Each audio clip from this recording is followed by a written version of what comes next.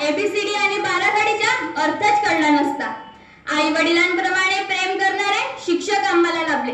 प्रत्येकाने शिक्षाही केली, पण ती आमच्या भल्यासाठीच होती याची जाणीव आज मला होते।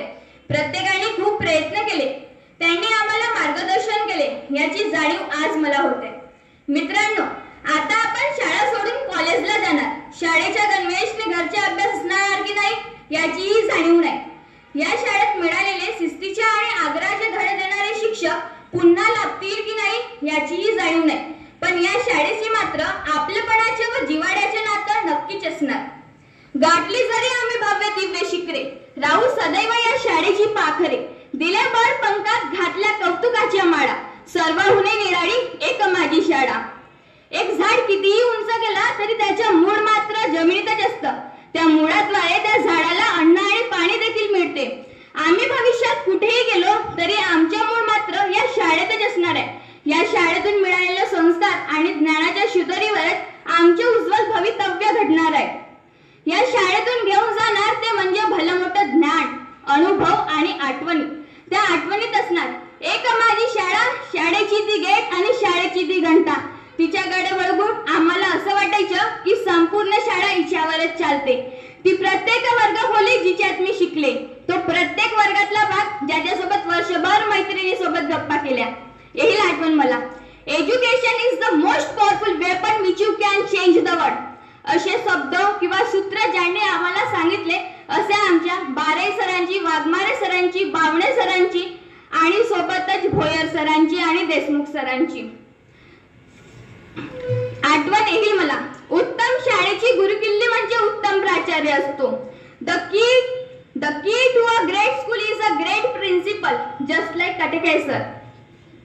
तुमची बुद्धी ही सर्व यशाचे वर्गमूळ आहे। Your wisdom is the square root of all success, असे ज्यांनी आम्हाला आपल्या शिकवण्यातून प्रकट केले असे आमच्या कुंभलकर सरांची। एक चांगला शिक्षक आशा जागृत करून कल्पनेला प्रज्वलित करू शकतो, अशी भूमिका ज्यांनी माझ्या जीवनामध्ये निभावली अशा आमच्या चकोले सरांची येईल आठवण मला। हे सवाल परीक्षा में हरदम पूछा जाता है, हे सवाल परीक्षा में हरदम पूछा जाता है, असा हिंदीच्या प्रत्येक उदाहरण शिकविणाऱ्या आमच्या कावडे मॅडमची।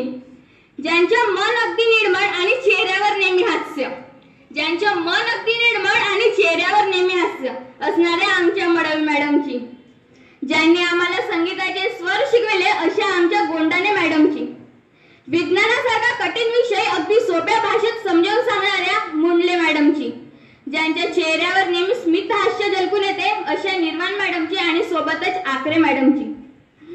मुलांना शिस्तीचे आणि आग्रहाचे धडे लाभावे म्हणून नेहमी हातात काडी ठेवणाऱ्या आमच्या बोधाने मॅडमची।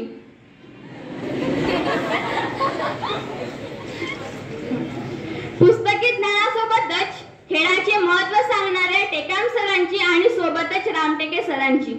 मुलांमध्ये कला पारंगत व्हावी, मुलांना कला यावी म्हणून प्रयत्न करणाऱ्या आमच्या काटेकाय मॅडमची येईल आठवण मला। वक्तृत्व म्हणजे फक्त बोलणे नव्हे, ती हृदयाला हात घालणारी एक भाषाच आहे, असे त्यांचे वक्तृत्व होतं असे आमच्या गोंडाने सरांची, भुरे सरांची आणि हटवाड सरांची। ग्रामीण भागातील विद्यार्थ्यांच्या अंधारलेल्या वाटांना उद्याच्या उज्ज्वल युगाचा प्रकाश देणारे, कितीही संकटे आली तरी खचून न जाता आयुष्यात सुयश कसे मिळवावे याचे विलक्षण सूत्र सांगणारे, सामान्य विद्यार्थी केंद्रबिंदू मानून त्यांच्या सर्वांगीण विकासासाठी झटणारे असे आमच्या गांधी विद्यालयीन शिक्षण संस्थेचे संस्थाध्यक्ष माननीय श्री ॲडव्होकेट आनंदजी जिपकाटे साहेब। या सर्व आठवणी नेहमीच माझ्या हृदयात राहतील। आता आम्ही 10वीचे विद्यार्थी, इयत्ता 10वीचे विद्यार्थी, आता आम्ही एसएससी बोर्डच्या परीक्षेला सामोरे जातो।